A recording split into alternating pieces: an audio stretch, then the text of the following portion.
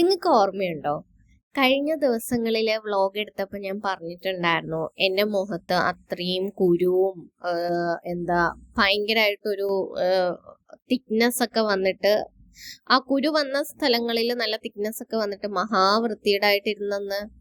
അത് ഇപ്പൊ കാണിക്കുമ്പോൾ ഇതും വൃത്തിയേടല്ലേന്ന് നിങ്ങൾക്ക് തോന്നും, പക്ഷെ അല്ല. അതിൽ നിന്നും എത്രയോ ബെറ്റർ ആയിട്ടാണ് ഇപ്പൊ എൻ്റെ ഫേസ് ഇരിക്കുന്നത്. അതിൽ എനിക്ക് ഒരുപാട് സന്തോഷമുണ്ട്. കാര്യം നമ്മളുടെ ഫേസ് എന്ന് പറയുന്നതാണല്ലോ പുറമെ നമ്മളെ കാണുന്നവർക്കുള്ള ഫസ്റ്റ് ഇംപ്രഷൻ എന്ന് പറയുന്നത്. നമ്മൾ എത്രയൊക്കെ അല്ല എന്നൊക്കെ വാദിച്ചാലും സൗന്ദര്യം, വെളുത്തിരിക്കുക, ഇതിലൊക്കെ ഒരു പോയിന്റ് ഉണ്ട്. അത് ഈ കറുത്തിരിക്കുന്ന കുറച്ചൊന്ന് ഡാർക്ക് ഫേസ് ഉള്ളവരുടെ അടുത്ത് ചോദിച്ചാൽ നിങ്ങൾക്ക് മനസ്സിലാവും അവരെന്ത് മാത്രം ബുള്ളിങ്. ഇവൻ നമ്മൾ തന്നെ ഇരുന്ന് പ്രസംഗിക്കുമെങ്കിലും നമുക്ക് തന്നെ ഫസ്റ്റ് ഇംപ്രഷനിൽ അങ്ങനെ ഒരു തോട്ട്. കാര്യം കാലാകാലങ്ങളായിട്ട് നമ്മൾക്ക് മനസ്സിൽ ഇൻജെക്ട് ചെയ്ത് വെച്ചിരിക്കുന്ന കാര്യങ്ങളാണ് അതൊക്കെ. അപ്പോൾ നമ്മളുടെ ഫസ്റ്റ് ഇംപ്രഷൻ എന്തൊക്കെ, അധികമായിട്ട് ഞാൻ സംസാരിക്കുന്നില്ല അതിനെക്കുറിച്ച്.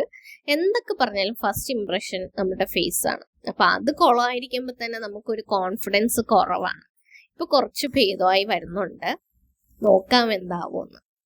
നമ്മളുടെ പുതിയ അക്വേറിയം ആണ്.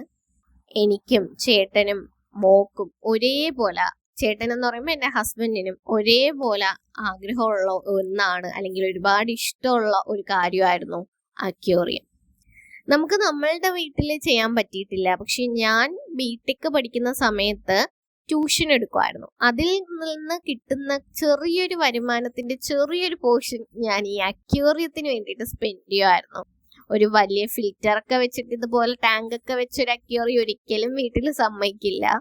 അതുകൊണ്ട് തന്നെ എൻ്റെ ഇഷ്ടത്തിന് ഞാൻ ഒരു 2-3 ബൗള് മേടിച്ച് അതില് കുഞ്ഞു കുഞ്ഞ് മീനുകളെ ഇടുമായിരുന്നു. ഫിൽറ്ററൊന്നും വെച്ചിട്ടില്ല, അതുകൊണ്ട് തന്നെ അതൊക്കെ പെട്ടെന്ന് ചത്തുപോയി. അതെനിക്ക് ഭയങ്കര വിഷമമുള്ള കാര്യമാണ്. ആകെ ഫൈറ്റർ മാത്രമാണ് കുറേ നാള് ജീവിച്ചത്. പക്ഷെ ഞാൻ ഫൈറ്ററിന് ബ്രീഡ് ചെയ്തിട്ടുണ്ടായിരുന്നു, കുഞ്ഞുങ്ങളും വന്നിട്ടുണ്ടായിരുന്നു. പക്ഷെ ആ കുഞ്ഞുങ്ങളെ വളർത്തുന്ന എങ്ങനെയെന്ന് എനിക്കറിയില്ല, കെയർ ചെയ്യാൻ എനിക്കറിയില്ലായിരുന്നു. അതെല്ലാം ചത്തുപോയിട്ടുണ്ടായിരുന്നു.